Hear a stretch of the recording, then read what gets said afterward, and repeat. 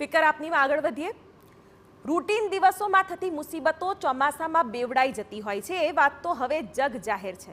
છતાં મહેસાણાનું તંત્ર હજી ભર ઊંઘમાં છે અને નાગરિકોની ઊંઘ હરામ થઈ ગઈ છે એ ચિંતામાં કે ચોમાસું કઈ રીતે કાઢશું.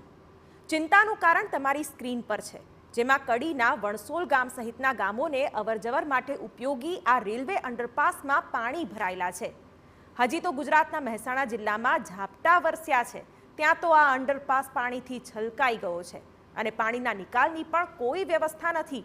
તો ભર ચોમાસે તો શું સ્થિતિ થશે એની ફિકર સ્થાનિક તંત્રને બિલકુલ લાગતી નથી. અમારે અહીંયાથી છત્રાથી લુણાસણ જવું હોય, વચમાં ગંડાળું જે બનાવ્યું છે મેન આપવા જવાનો રસ્તો, ચોમાસાની અંદર પાણી ભરી જાય. અત્યારે તમે જોઈ આવો પાણી કેટલું છે ગંડાળાની અંદર. વરસાદ વધારે આવતા અમારે સાધનો લઈ નોકરી જેવી બાજુ જવું. કડીના વણસોલ સિવાયના જે ગામો છે તે પણ આ અંડરપાસનો આવન જાવન માટે ઉપયોગ કરે છે. સ્થાનિકોના અંદાજ પ્રમાણે ઓછામાં ઓછા 5,000 લોકો અહીંથી પસાર થયા જ છે. પણ રેલવે વિભાગે એટલો સાંકડો અંડરપાસ બનાવ્યો છે અને એમાં પણ દેખીતી રીતે ડિઝાઇનની ક્ષતિ કોઈ નોન ટેકનિકલ માણસ પણ પકડી પાડે, જેમાં ઢાળ જ એવો છે કે પાણીનો ભરાવો થવાનો જ.